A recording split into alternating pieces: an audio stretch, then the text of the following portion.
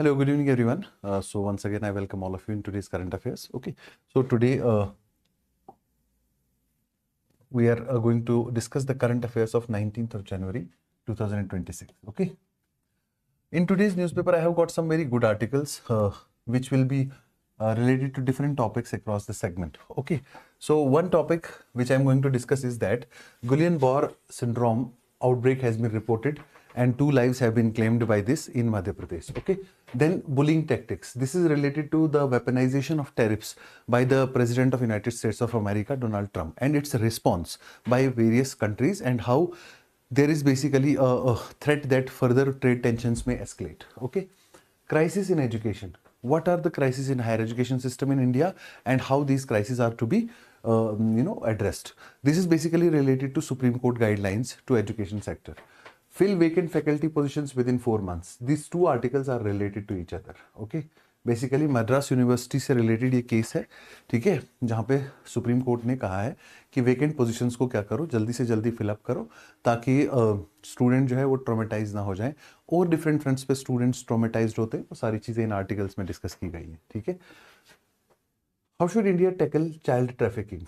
Child trafficking क्या होती है, ग्लोबली कौन सा डिक्लेरेशन है जो चाइल्ड ट्रैफिकिंग को डिफाइन करता है, इंडिया में भारतीय न्याय संहिता की कौन सी सेक्शन से जो चाइल्ड ट्रैफिकिंग को डिफाइन करती है, सारी चीजें इसमें डिस्कस्ड है. ठीक है. Can Chinese government arrest it's ageing problem. China में 40% ऑफ द पीपल जो है वो अभी पाया जा रहा है कि हायर एजेस अटेन कर रहे हैं, रिटायरमेंट एज की तरफ चले जा रहे हैं, और चाइना ने जो वन चाइल्ड पॉलिसी रखी है कई डेकेड्स के लिए जो रखी, फाइनली 2016 में विड्रॉ किया उसको, वो सारी चीजों से कैसे इफेक्ट पड़ रहा है. ठीक है, सॉरी, वो सारी चीजों से कैसे इफेक्ट पड़ा है चाइना की इकोनॉमी को, और कैसे अब चाइना प्रमोट कर रही है हैविंग मोर चिल्ड्रन. अब तो सब्सिडी भी दे रही है पेरेंट्स को कि कम से कम you should have more children. ठीक है. Budget is an opportunity to fine tune the crypto policy. India की जो क्रिप्टो पॉलिसी है, ठीक है, वो क्या है और कैसे इसको फाइन ट्यून करने की जरूरत है. बजट 1 फरवरी को पेश होने वाला है, तो उसमें कैसे इसको फाइन ट्यून किया जा सकता है, ये सारी चीजें इसमें डिस्कस्ड है. ठीक हो गया. तो चलो let us start discussion from the first article. ठीक है. Now Guillain Barre syndrome outbreak claims 2 lives in Madhya Pradesh. ठीक है. इसमें बेसिक्स आपको जो समझना है वो ये समझना है, what is this GBS, what is Guillain Barre syndrome. ठीक है. और इसके क्या कॉजेज होते हैं और इसको कैसे कंट्रोल किया जा सकता है, कैसे टैकल किया जा सकता है. What is Guillain Barre syndrome. First of all मैं आपको ये बताऊं कि गुलियन-बॉर सिंड्रोम जो है it is a auto immune disorder. ठीक है. जितने भी ऑटो इम्यून डिसऑर्डर्स हैं उनमें क्या कॉमन होता है, it is basically N auto immune disorder. ठीक है. ऑटो इम्यून डिसऑर्डर्स की एक खासियत यह होती है कि वो जिस बॉडी के अंदर हो वो उसी बॉडी को अटैक करती है, उसी बॉडी के इम्यून सिस्टम को या डिफरेंट पार्ट्स को अटैक करती है. ठीक है. तो इससे क्या हो जाता है, सबसे पहले वीकनेस हो जाती है, टिंकलिंग, नमनेस ऑफ लिम्स. ठीक है. Weakness, tingling as well as numbness of limbs. उसके बाद क्या होता है, अगर ये एग्रीवेट हो जाए तो it may lead to paralysis which में कंटिन्यू अप टू 6 मंथ्स और 12 मंथ्स. ठीक है. अब इसके जो मेनली गुलियन-बॉर सिंड्रोम किसको अटैक करता है, it attacks nerves responsible for muscle movement. वो नर्व्स जो मसल मूवमेंट के लिए रिस्पॉन्सिबल है, ये इसका मेन टारगेट होता है. ठीक है. तो मैंने क्या, इसीलिए जो इसकी मैंने आपको सिम्टम्स भी बताया वो यही है. ठीक है. मसल से रिलेटेड टिंकलिंग हो गया, वीकनेस हो गया. ठीक है. ये सारी चीजें इसके इश्यूज हैं. ठीक है. अब ये कॉमन होता है एडल्ट मेल्स में भी और एडल्ट फीमेल्स में भी. ठीक है. लेकिन ज्यादातर ये जो है all ages, across all ages ये हो सकता है. ठीक है. वर्ल्ड हेल्थ ऑर्गेनाइजेशन ने इसका कोई भी कॉज नहीं बताया, लेकिन ये कह सकते हैं कि कोई भी इन्फेक्शन इसका कॉज हो सकता है. It can be a bacterial infection और a viral infection which can cause GBS. Okay. Bacterial और वायरल इन्फेक्शन. इसलिए अब आपको सारी फूड चेन्स, सारा वाटर सप्लाई सिस्टम, वो सारा टेस्ट करना पड़ेगा. इसीलिए मध्य प्रदेश में भी जो नीमूच डिस्ट्रिक्ट है वहां पे 18 केसेस पाए गए जिसमें 2 लोगों की डेथ भी हो गई. ठीक है. तो sample of water purification plants वगैरह वगैरह ये सारी चीजें चेक की जा रही हैं, और गवर्नमेंट उनके ट्रीटमेंट का भी एक्सपेंस बियर कर रहा है. ठीक है. तो अब ये जो गुलियन बार सिंड्रोम्स के जो रिस्क हैं, ठीक है, ये कैसे फ्लू से हो सकते हैं, वायरसेस से हो सकते हैं, वैक्सीन से या फ्लू वैक्सीन से भी हो सकते हैं, ठीक है। Get the point. अब इसमें क्या है कि इसकी ट्रीटमेंट क्या है, इसकी सबसे पहले जो इंपॉर्टेंट ट्रीटमेंट है that is called as plasmapheresis. Treatment जो इसका है उसको क्या कहते हैं आप, plasmapheresis. What is plasmapheresis? Plasmapheresis is the easiest treatment. उससे क्या होता है कि बॉडी का जो फ्लूइड्स है, प्लाज्मा जो है वो रिमूव किया जाता है और नए फ्लूइड्स बॉडी में ज्यादा से ज्यादा इंजेक्ट किए जाते हैं जो प्योर हो, इन्फेक्शन फ्री हो, ठीक है। तो this is one news, Guillain Barre syndrome कभी प्रीलिम्स में पूछा जा सकता है, ठीक है। Crisis in education. एजुकेशन में हमारे पास क्या क्राइसिस है, ठीक है। हमारे पास हम क्या कर रहे हैं, कोशिश तो ये कर रहे हैं कि हम एजुकेशन को मास लेवल पे ले जाए। पहला हम कोशिश कर रहे हैं मासिफिकेशन का, और दूसरा हम कोशिश कर रहे हैं कि प्राइवेट सेक्टर ज्यादा से ज्यादा एजुकेशन में आए, प्राइवेटाइजेशन का कोशिश, इसलिए कि एफिशिएंसी रहे। लेकिन because of this massification and privatisation, equality वाले इश्यूज जो है वो ज्यादा इफेक्ट हो रहे हैं, ठीक है। कोई इक्वालिटी नहीं रही हमारे एजुकेशन सिस्टम में, ठीक है। कोर्ट कंसिस्टेंटली ये स्टूडेंट्स की जो डिस्ट्रेस है, इसके अलावा स्टूडेंट्स की क्या क्या डिस्ट्रेस है, financial distress, social distress, economic distress, financial, social, economic और एकेडमिक, इन सारे इश्यूज से उठने वाली कई सारी डिस्ट्रेस है। जैसे सोशल इश्यूज से जेंडर इनइक्वालिटी एट कैंपसेस, रैगिंग्स, ठीक है। इकोनॉमिक इश्यूज से हायर फीस स्ट्रक्चर्स, ठीक है। और एकेडमिक से जैसे high attendance ratio, over emphasis on classes, etcetera etcetera. तो सोशल इनजस्टिस भी कई जगह पे रिपोर्ट किया जाता है, gender based, caste based social injustice. ये सारे इश्यूज जो है हमारे हायर एजुकेशन सिस्टम में पाए जा रहे हैं। सुप्रीम कोर्ट ने इन्वोक किया यहां पे article 142। What is article 142 of the constitution? It is basically the article dealing with plenary powers of Supreme Court. What is plenary powers? Plenary powers means basically these are Supreme Court's own Supreme Court's own powers, which in which Supreme Court can legislate over any article or any law. ठीक है, and these are unquestionable powers of Supreme Court. They cannot be questioned in any court of law. Why?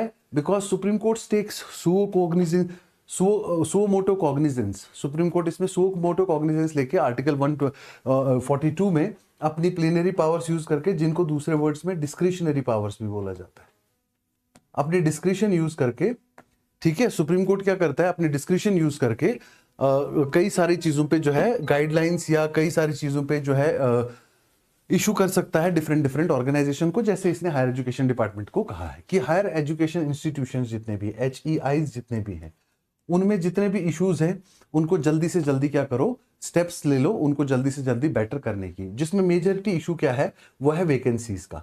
और ये किस case में supreme court ने लिया? Case of Madras university.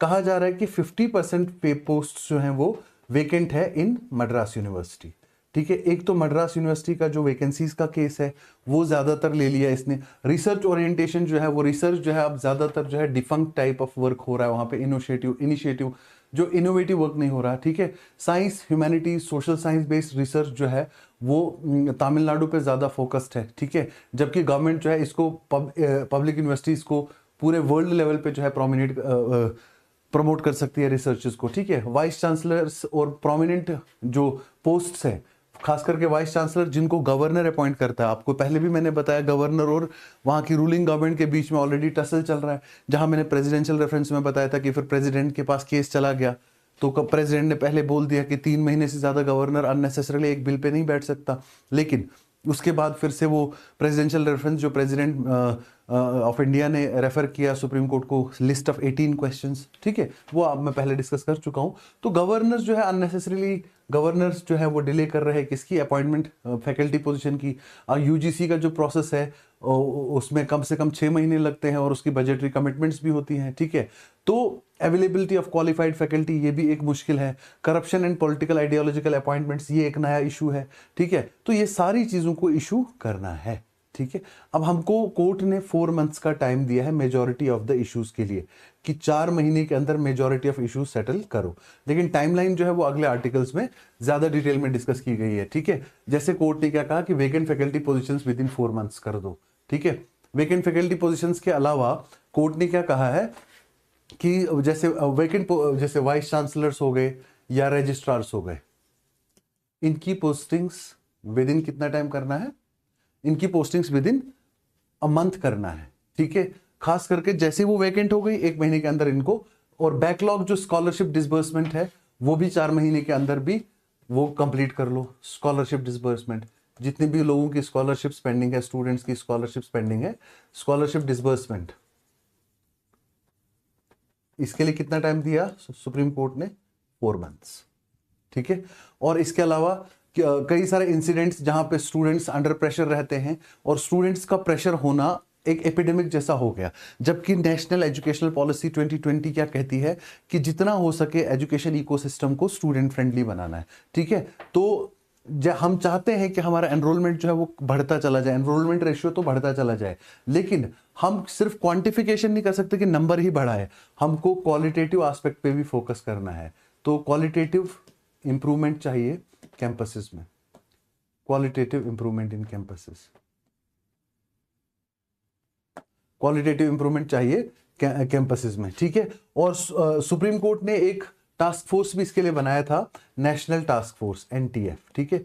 National task force जो supreme court ने बनाया था, उसने स्टूडेंट्स के साथ अक्रॉस द सिस्टम इंटरेक्ट किया। उसमें कुछ स्टूडेंट्स, पर्टिकुलरली मेडिकल कॉलेजेस के स्टूडेंट्स, उन्होंने जो कंप्लेंट्स सामने रखी, जो डिफिकल्टीज सामने रखी, उनमें क्या क्या है, एक्सट्रीमली रिजिड अटेंडेंस पॉलिसीज जो बहुत दिक्कत करती हैं, ओवरबर्डनिंग, जितना ओवरबर्डनिंग, एक्सेसिव वर्कलोड, ठीक है, unplanned and phasing and scheduling of academic curriculum, unplanned scheduling of examinations also, exam assessment methodology जो है वो भी बड़ी दिक्कत है, ठीक है। Faculty shortages is one more problem, non transparent and non existent placement process, ठीक है। प्लेसमेंट प्रोसेस जो है वो बहुत ट्रांसपेरेंट नहीं है, और बहुत ज्यादा या तो कई जगह एग्जिस्ट ही नहीं कर रहा है, ठीक है। तो एकेडमिक कल्चर, मेडिकल स्टूडेंट्स कहते हैं कि ये बड़ा एक्सप्लॉइटेटिव नेचर का हो गया है, ठीक है। क्यों? क्योंकि उनके ऊपर तो ज्यादा बर्डन है, एकेडमिक्स का अपना बर्डन है, प्रोफेशनल जॉब आवर्स का अपना बर्डन है, तो उसको उन्होंने क्या कहा, एक्सप्लॉइटेटिव एकेडमिक कल्चर। बहुत इंपॉर्टेंट टॉपिक है मेंस के लिए, काफी सारे पॉइंट्स हैं इसमें, हायर एजुकेशन में जो जो प्रॉब्लम्स हैं हमारे अंदर, एक्सप्लॉइटेटिव एकेडमिक कल्चर, ठीक है।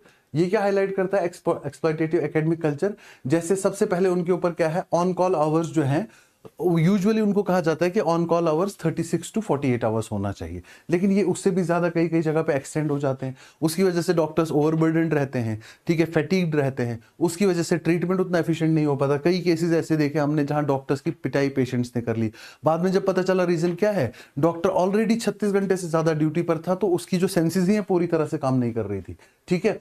उसके बाद ये पूरे इंस्टीट्यूशन को जो है सेफ्टी और कंड्यूसिव एनवायरनमेंट, कंड्यूसिव स्पेस जो है लर्निंग के लिए बनाने की जरूरत है, ठीक है।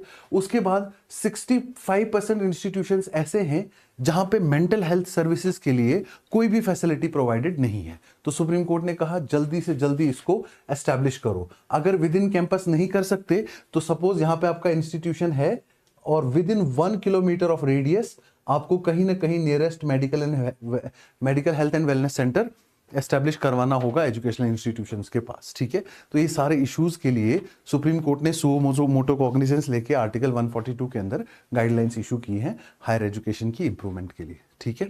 बहुत अच्छे पॉइंट्स है मेंस में एजुकेशनल रिफॉर्म्स के लिए, ठीक हो गया। नेक्स्ट, बुलिंग टैक्टिक्स, ठीक है। बड़ी अजीबो गरीब स्टोरी स्क्रिप्ट कर रहे हैं इस समय प्रेसिडेंट अमेरिका के, ठीक है। अब वो क्या कह रहे हैं, कल मैंने आपको आर्टिकल पढ़ के सुनाया कि ऑलरेडी उन्होंने कुछ कंट्रीज के ऊपर 15% टैरिफ्स लगा रखे हैं। अब वो कह रहे हैं 1 फरवरी से 10% एडिशनल कर देंगे और 1 जून से 25% एडिशनल कर रहे हैं, ठीक है। ये क्यों कर रहे हैं? क्योंकि ये यूएसए को सपोर्ट नहीं कर रहे उनकी बिड में कि वो ग्रीनलैंड को एक्वायर कर सके। ग्रीनलैंड एक आर्कटिक टेरिटरी है, ठीक है, जो जर्मनी के कंट्रोल में है। समझ रहे हो मेरी बात को? ठीक हो गया। तो Denmark, Finland, France, Germany, Netherlands, Norway, Sweden, United states, इनके ऊपर क्या किया है प्रेसिडेंट ने, प्रेसिडेंट ऑफ अमेरिका क्या कह रहा है कि हम और टैरिफ्स लगाएंगे। तो इसके लिए एक टर्म यूज हुआ है आज के न्यूज़पेपर में, टैरिफ वेपनाइजेशन। क्या आप टैरिफ को ही एज ए वेपन यूज कर रहे हो डराने के लिए लोगों को, टैरिफ वेपनाइजेशन। तो यूरोपियन यूनियन ने कहा कि हमने North Atlantic Treaty Organisation, NATO, ठीक है, हमने नेटो क्यों एस्टैब्लिश किया था, इसलिए नेटो का एस्टैब्लिशमेंट हमने क्यों किया था, why North Atlantic Treaty Organisation was established, और ये कब एस्टैब्लिश हुआ था, 1949 में नेटो एस्टैब्लिश किया गया। और क्यों एस्टैब्लिश किया गया, ताकि जो पोस्ट वर्ल्ड वॉर के बाद डिस्ट्रक्शन है उसकी रिकंस्ट्रक्शन में हेल्प कर सके। और उसके लिए मेन पर्पस क्या था, इसका मेन पर्पस जो नेटो का था कि फ्रीडम और सिक्योरिटी मेंबर कंट्रीज की सिक्योर करना और सेफ गार्ड करना।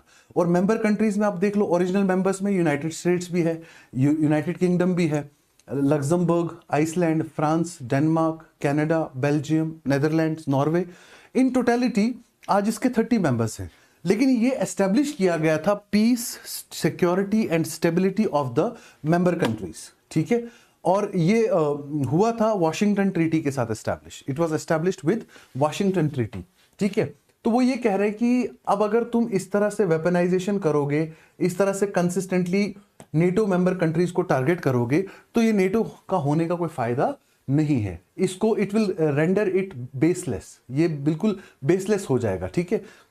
यूरोपियन नेशंस ने 2023 में अपने पास एक नया टूल रखा है, that is called as anti coercion instrument, anti coercion instrument. Normal newspapers में इसके लिए टर्म क्या लिखा जाता है, it is also called as the trade bazooka, कि ठीक है तुम हमारे ऊपर लगाओ ये तुम हमारे ऊपर सैंक्शंस लगाओ, तुम हमारे ऊपर टैरिफ लगाओ, तो हम क्या करेंगे, हम तुम्हारे ऊपर अब अपना एंटी कर्सन वेपन भी यूज कर सकते हैं, दैट इज कॉल्ड ट्रेड बजूका। अब ये एंटी कर्सन वेपन में क्या है कि ये टोटल ट्रेड रिलेटेड रिस्ट्रिक्शंस लगा सकते हैं डिफरेंट कंट्रीज के ऊपर जो इनके साथ कॉपरेट ना करे, यूरोपियन यूनियन कंट्रीज के साथ। तो वो ये कह रहे हैं कि हम अपना एंटी कर्सन इंस्ट्रूमेंट भी यूज कर सकते हैं, जो टैरिफ, ये एक काउंटर टैरिफ फैसिलिटी है जिसकी वजह से यूएस फर्म्स के साथ हम ट्रेड क्या कर लेंगे, रिस्ट्रिक्ट कर देंगे। हम यूएस फर्म्स के साथ ट्रेड ही रिस्ट्रिक्ट कर देंगे, तो हम आपको मल्टीपल लेवल पे ट्रेड ब्लोज दे सकते हैं अगर ऐसा चलेगा, ठीक है। तो ये जो ट्रम्प मेड कॉन्फ्लिक्ट है, ये कह रहे हैं कि ठीक है कॉन्फ्लिक्ट अब इनिशिएट हो गया है, इसको डेकेड्स तो नहीं लगेंगे ठीक होने में, लेकिन कम से कम कई साल हो जाएंगे। तो बेटर ये है इस समय, इस आर्टिकल का ये कहना है कि हमको एनलाइटेंड लीडरशिप चाहिए, जो कि आज की डेट में it is A far cry, आज की डेट में है नहीं एनलाइटेंड लीडरशिप हमारे पास, जिस हिसाब से चीजें हो रही हैं, ठीक है। अब कंसिस्टेंटली देख लो, एनालाइज कर लो, ठीक है। पहले एक टैरिफ वॉर स्टार्ट कर देना अक्रॉस द ग्लोब, पहली तो ये इशू है, ठीक है। उसके बाद नेक्स्ट जो इशू है वो क्या है, कभी ग्रीनलैंड क्लेम करना, कभी ईरान की इंटरनल पॉलिसीज में इंटरफेयर करना, अलग अलग चीजों में कंसिस्टेंटली जो है ये इंटरवीन कर रहे हैं, ठीक है। उसके बाद अब जो है वेनेजुएला का प्रेसिडेंट को उठा लेना वहां से, पूरा मैं तो उसको किडनैपिंग ही बोलूंगा, ये कह के कि वो नार्को टेररिस्ट है। अगर वो नार्को टेररिस्ट है, there would have been other ways also, ठीक है। तो इसी तरीके से अलग अलग जगहों पे अपना इंटरवेंशन, रशिया के ऊपर ट्रेड ब्लॉक और ऑयल एक्सपोर्ट ब्लॉकेड लगाने की कोशिश, उन कंट्रीज जो रशिया से ऑयल इंपोर्ट कर रही है उनके ऊपर इतने ज्यादा टैरिफ्स लगा लेना, ठीक है। ईरान को इस तरह से ओपनली चैलेंज कर देना, या ईरान की इंटरनल पॉलिटिक्स में इतना इन्वॉल्व हो जाना, ठीक है। तो ये थोड़ा सा प्रॉब्लमेटिक है, इसलिए वो कह रहे हैं कि हमें इस समय ये आर्टिकल कह रहा है कि हमें इस समय एक एनलाइटेंड लीडरशिप की जरूरत है। अब देखो फ्रांस के जो प्रेसिडेंट है इमैनुअल मैक्रॉन, उसने भी ये कहा कि ट्रंप के एक्शंस जो है वो अनएक्सेप्टेबल हैं, ठीक है। यूके के प्राइम मिनिस्टर कियर स्टारमर का भी यही कहना है कि ये जो है बेसिकली जितने भी ये सारी चीजें हैं they are completely wrong whatever it's going. इसलिए वो कह रहे हैं कि हम एंटी कर्सन इंस्ट्रूमेंट यूज कर सकते हैं यूएसए के लिए। और एंटी कर्सन इंस्ट्रूमेंट क्या है, ये एक इंस्ट्रूमेंट है यूरोपियन यूनियन के पास, जो इन्होंने 2023 में अपने पास जो है इसको एग्जिस्टेंस में लाया। It is also called trade bazooka, complete trade block with firms of the country, और पूरे बहुत सारे मल्टीलेटरल फ्रंट्स पे ट्रेड ब्लोज देना किसी कंट्री को, ठीक हो गया। तो थोड़ा सा ये आर्टिकल अच्छा है, इसको देख लेना एक बार, ठीक है। Can Chinese government arrest it's ageing problem? क्या एजिंग प्रॉब्लम क्यों है? इसकी रूट कॉज है चाइना की one child policy. Population control करने के लिए इंडिया के ऊपर भी कई दफा प्रेशर आया कि टू चाइल्ड पॉलिसी जो है वो अपनाई जानी चाहिए, लेकिन इंडियन लीडरशिप इतनी विजडम उस टाइम पे रखती थी कि उन्होंने कभी भी इसको थॉट नहीं दिया, बिकॉज उनको पता था कि पॉपुलेशन जो है वो एक कंट्री का लाइबिलिटी नहीं होती, वो एक कंट्री के लिए एसेट होती है। अब वन चाइल्ड पॉलिसी को हालांकि 2016 में प्रेसिडेंट शी जिनपिंग ने एबॉलिश कर दिया, ठीक है। फिर इन्होंने लाया टू चाइल्ड पॉलिसी, फिर इन्होंने लाया टू चाइल्ड पॉलिसी, ठीक है। और अब मल्टीपल चाइल्ड्स भी रख सकते हैं पेरेंट्स, रादर अब गवर्नमेंट सब्सिडीज दे रही है, ठीक है। तो कई सारे स्टेप्स ये ले रहे हैं, क्योंकि 40% of the population of China will be 60+ years, ठीक है। 40%, 60 साल से ज्यादा 40% पॉपुलेशन जो है चाइना की वो हो रही है, ठीक है। 2021 में फिर से इन्होंने टू चाइल्ड को कितना एक्सटेंड कर दिया, 2021 में इट बिकेम 3 चाइल्ड पॉलिसी। मतलब अब they are preferring to have more children, लेकिन ऑलरेडी जो आपने वन चाइल्ड पॉपुलेशन पॉलिसी के थ्रू कर लिया है डैमेज, उसको रिकवर करने में भी तुम्हें टाइम लगेगा, इसलिए चीजें इंप्रूव नहीं हो रही है। अब क्या क्या स्टेप्स गवर्नमेंट ले रही है वहां पे? VAT, value added tax has been increased on contraceptives, ठीक है। कॉन्ट्रासेप्टिव्स पे वैट जो है वो इंक्रीज कर दिया है, 13% वैट है कॉन्ट्रासेप्टिव्स के ऊपर, ठीक है। और 3600 युआन की subsidy which is equal to $500 subsidy भी दे रही है चाइल्ड न्यूली जो नए नए पेरेंट्स बनेंगे उनको 3 साल के लिए, पहले 3 साल के लिए 3600 युआन की subsidy which is equal to $500, ठीक है। उसके बाद फी वेवर्स दे रही है पेरेंट्स को स्कूल में डालने के लिए, कि ठीक है आपको लगता है कि अगर एजुकेशन का खर्चा ज्यादा है, अगर बच्चों को पालने पढ़ाने का खर्चा ज्यादा है, तो government will be bearing that expenses, you better go for having children, more number of children, ठीक है। उसके बाद किंडरगार्टन के जो टीचर्स हैं उनकी सैलरीज बहुत अच्छी कर दी गई और उनको टाइमली डिसबर्स करने की भी बात की गई, ठीक है। उसके बाद रिटायरमेंट एज बढ़ा दिया गया, जहां इंडिया में रिटायरमेंट एज को कम करने के लिए बातें हो रही है, वहीं रिटायरमेंट एज चाइना में बढ़ा दी गई, कहां के 63 तक, ठीक है। और वुमेन के लिए अलग अलग के लिए कैटेगरीज में 58 ईयर्स, 55 ईयर्स, ठीक है। उसके बाद अगर current state of pension fund देखें चाइना में, तो पेंशन का बर्डन इतना बढ़ जाएगा कुछ सालों में, क्योंकि मैक्सिमम पीपल जो है वो रिटायर हो रहे हैं और नीचे से लेबर फोर्स में उतनी सप्लाई है नहीं, तो लेबर फोर्स में आ रहे लोग कम, रिटायर हो रहे ज्यादा, तो पेंशन बर्डन जो है वो बहुत ज्यादा चाइना के ऊपर बढ़ रहा है, ठीक है। और कहा जा रहा है अगर कंटिन्यूअसली ऐसा चलता रहा तो 2035 तक हमारा पेंशन फंड भी क्या हो जाएगा, एग्जॉस्ट हो जाएगा, पेंशन फंड जो है वो एग्जॉस्ट हो जाएगा, इसलिए बोल्ड स्टेप्स ले रहे हैं, ठीक है।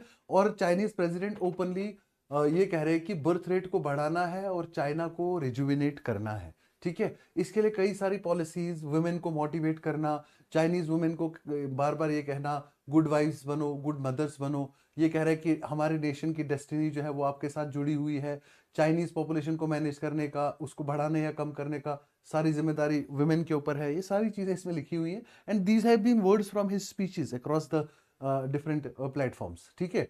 लेकिन इस सारी चीजों के बावजूद अब जो बच्चा आज पैदा होगा वो 18 साल बाद भी तो लेबर फोर्स में आएगा, तो अगले 1 डेकेड और more than 1 decade is going to be tough for China from its demographic perspective, ठीक है। तो थोड़ा सा इसी तरीके का इसको एक बार रीडिंग कर लेना, ठीक हो गया। Now how should India tackle it's child trafficking, ठीक है। यहां पे आपके प्रीलिम्स एग्जाम के लिए सबसे पहला पॉइंट ये है कि चाइल्ड ट्रैफिकिंग को डील करने के लिए वर्ल्ड लेवल पे कौन सा कन्वेंशन है या क्या है। So it is basically a UN protocol to prevent, suppress and punish trafficking in persons specially women and children, 2000, ठीक है। And the convention is also called as Palermo convention, please remember this, Palermo convention 2000, it is under the aegis of United Nations, Palermo Convention, okay. Palermo Convention or Palermo Protocol, Palermo Protocol Okay, it is basically United Nations Convention or United Nations Protocol to prevent, suppress and punish trafficking in persons specially women and children 2000। अब ये child trafficking को define कैसे करता है? ये कहता है कि अगर आप चाइल्ड को रिक्रूट करते हो, रिक्रूटमेंट प्लस, या उनको आप क्या करते हो, ट्रांसपोर्ट करते हो एक जगह से दूसरी जगह, पर्टिकुलरली उनको अपने होम से बाहर ले आते हो, ठीक है, ट्रांसफर, हार्बर, ट्रांसफर करते हो या हार्बर करते हो किसी जगह पे, या उनको क्या करते हो, रिसीव करते हो, और receipt of children for exploitative purposes, for exploitative purpose, इसको क्या कहते हैं, चाइल्ड ट्रैफिकिंग। ये डेफिनेशन है किसका? It is the definition of Palermo protocol. किसका डेफिनेशन है? पलेर्मो प्रोटोकॉल, ठीक है। हमारे सुप्रीम कोर्ट ऑफ इंडिया ने recently, there is a case that is Kiran Kumar versus state. Okay, इस केस में कहा कि चाइल्ड ट्रैफिकिंग एक बहुत ही सीरियस इशू है और इस इशू को टैकल किया जाना चाहिए, ठीक है। आर्टिकल, हमारे कॉन्स्टिट्यूशन ने एम्पल सेफगार्ड्स रखे हैं, article 23, 23 and 24, which are basically fundamental rights of protection for against human trafficking, begging, forced labour, employment in hazardous activities, ये उस चीज से रिलेटेड है, ठीक है। उसके बाद आर्टिकल 39 जो है directive principles of state policy का, वो ये कहता है कि स्टेट को एफर्ट्स लगाने चाहिए। स्टेट को क्या लगाना चाहिए? एफर्ट्स लगाना चाहिए कि वो चिल्ड्रन की इंश्योर करे कि child are not abused. State to ensure child children are not abused. और जो पलेर्मो प्रोटोकॉल है, इससे ज्यादा वाइडर डेफिनेशन चाइल्ड ट्रैफिकिंग का सेक्शन 98 ऑफ भारतीय न्याय संहिता 2023 भारतीय न्याय संहिता में सेक्शन 98 बहुत वाइडर डेफिनेशन देता है चाइल्ड ट्रैफिकिंग का। ये क्या कहता है? सेलिंग और बाइंग ऑफ माइनर्स। ओके, ये selling and buying of minors के साथ डील करती है, ठीक है। और चाइल्ड ट्रैफिकिंग का डेफिनेशन जो है वो ज्यादा कॉम्प्रिहेंसिव दिया है, ठीक है। उसके बाद कई सारे, जैसे जुवेनाइल जस्टिस एक्ट ऑफ 2015 है, criminal law amendment act of 2013 है, या immoral traffic prevention act of 1956 है। तो ये कॉम्प्रिहेंसिव डेफिनेशन देते हैं ट्रैफिकिंग। क्या कहते हैं? Sexual exploitation, slavery, servitude, servants रख लेना, ठीक है, फोर्स्ड लेबर, ऑर्गन रिमूवल, ये सारे चाइल्ड ट्रैफिकिंग के ही क्या है, इश्यूज हैं। इसमें चाइल्ड जो है वो इतना वाइज नहीं है कि वो कंसेंट, इन्फॉर्म्ड कंसेंट दे सके, इसलिए कंसेंट के साथ भी अगर ये चीजें कर रहे हो तो भी ये चाइल्ड ट्रैफिकिंग में आएंगे। तो prevention of child from sexual offences act of 2012 assumes that there is basically greater significance of this act. क्योंकि ये ऑफेंसेस डिफाइन करता है चाइल्ड के against, sexual assault, harassment, child pornography, ये सारी चीजें। और दूसरा, पॉक्सो जो एक्ट है, मैंने पहले एक आर्टिकल में बहुत डिटेल में डिस्कस किया है, जहां मैंने आपको ये बताया था कि ये पूरी तरह से जेंडर न्यूट्रल है। ये चाइल्ड में ये नहीं करता, डिस्टिंग्विश नहीं करता फीमेल चाइल्ड है या मेल चाइल्ड है, ठीक है। It is basically a gender neutral act, और ये बहुत इंपॉर्टेंट एक्ट है जो चाइल्ड की प्रोटेक्शन के लिए ऑपरेशनल है। लेकिन सबसे इंपॉर्टेंट प्रॉब्लम ये है कि हम कई सारे केसेस जो है, कई सारे चाइल्ड रिकवर भी करते हैं हमने। जैसे 2022 में नेशनल क्राइम रिकॉर्ड ब्यूरो कहता है 3098 बच्चे जो है वो रेस्क्यू किए, ठीक है। उसके बाद 2024 वाला डेटा कहता है कि हमने 53,000 बच्चे जो है वो रेस्क्यू किए। लेकिन अगर आपने इतने रेस्क्यू किए तो कितने क्रिमिनल्स को आपने अरेस्ट किया? जो कन्विक्शन रेट, जो लोग इन क्राइम्स में है, उनका कन्विक्शन रेट जो है वो बहुत ही कम है। कितना है? Conviction rate is only 4.8%। Means जितने चाइल्ड के अगेंस्ट क्राइम्स हुए उनमें सिर्फ 4.8% ही क्रिमिनल्स अभी तक कन्विक्ट हो चुके हैं। तो ये लो कन्विक्शन रेट एक बहुत बड़ा प्रॉब्लम है, ठीक है। तो इसलिए हमको करना क्या है, अलग अलग जगह पे सुप्रीम कोर्ट ने बहुत अच्छे डिसीजंस दिए, जैसे विशाल जीत वर्सेस यूनियन ऑफ इंडिया 1990। इसमें इसने क्या कहा कि trafficking of child and prostitution जो है ये सोशो इकोनॉमिक प्रॉब्लम से बहुत बड़ी। MC Mehta versus state of Tamil Nadu case में सुप्रीम कोर्ट क्या कहता है कि कि कैसे चिल्ड्रन का एम्प्लॉयमेंट प्रोहिबिट किया जाएगा हैजार्डियस एक्टिविटीज में। बचपन बचाओ आंदोलन versus union of India 2011 case क्या कहता है कि वाइड स्प्रेड एक्सप्लॉयटेशन और ट्रैफिकिंग ऑफ चिल्ड्रन को कैसे प्रिवेंट किया जाए। बहुत अच्छी गाइडलाइन सुप्रीम कोर्ट ने इसमें भी इशू की। तो ये सारी वल्नरेबिलिटीज को देख के, खास करके पॉवर्टी, मार्जिनलाइज सेक्शंस को देख के, अनएम्प्लॉयमेंट, माइग्रेशन, ये सारी वजहें हैं जिसकी वजह से चाइल्ड ट्रैफिकिंग हो रहा है। ठीक है, तो गवर्नमेंट को सबसे पहले एक ऐसा सोशो इकोनॉमिक और पॉलिटिकल राइट्स का एनवायरनमेंट इंश्योर करना है कि सबसे पहले चिल्ड्रन का जितना भी राइट है वो बहुत एक्सप्लिसिटली डिस्कस्ड हो। ठीक है, और उसके बाद हमको क्या करना पड़ेगा, जो ट्रैफिकर्स है उनको हैवी क्रैकडाउन करना पड़ेगा, और सेंटर और स्टेट रिलेशंस जो है वो बहुत स्ट्रांग होने चाहिए, because law and order, police, ये स्टेट सब्जेक्ट्स है। तो अगर सेंटर और स्टेट के बीच का रिलेशन अच्छा नहीं होगा, कॉर्डियल नहीं होगा, तो एक बेटर एनवायरनमेंट चाइल्ड ट्रैफिकिंग को प्रिवेंट करने के लिए नहीं हो सकता। Wonderful article, please go through it, एक अच्छा सोशल इश्यूज का टॉपिक। ठीक है, उसके बाद last article, budget is an opportunity to fine tune crypto policy in India. First of all understand what is crypto currency. Crypto currency जो है, इसको हमारी कंट्री में 2021 के बजट में इसके लिए एक वर्ड यूज किया गया था, that is called as VDA, virtual digital asset. Budget में यूज किया गया था वर्चुअल डिजिटल एसेट, वो भी इसको टैक्स करने के लिए। डिजिटल एसेट कि अगर आप कोई भी ट्रांजैक्शन वर्चुअल डिजिटल एसेट में करोगे तो दो किस्म का टैक्स होगा। 1% होगा टैक्स डिडक्शन एट सोर्स, जहां पे भी आप ट्रांजैक्शन करोगे 1% टीडीएस कटेगा, और 30% उसके ऊपर फ्लैट क्या रहेगा, आपका टैक्स रहेगा, जो प्रॉफिट आप उससे कमाओगे। ठीक है, अब इसकी वजह से जितने भी क्रिप्टो करेंसी में डील करने वाले ऑर्गेनाइजेशंस हैं, इनका कहना है कि अगर ऐसा ही चलता रहा, तो जैसे अभी हो रहा है कि मेजॉरिटी लोग क्रिप्टो करेंसीज जो है अपने वो फॉरेन मार्केट्स में लगा रहे हैं, फॉरेन एक्सचेंजेस में लगा रहे हैं। तो अगर आप चाहते हो कि इंडिया में ये रहे, तो थोड़ा सा इसको रैशनलाइज करने की जरूरत है।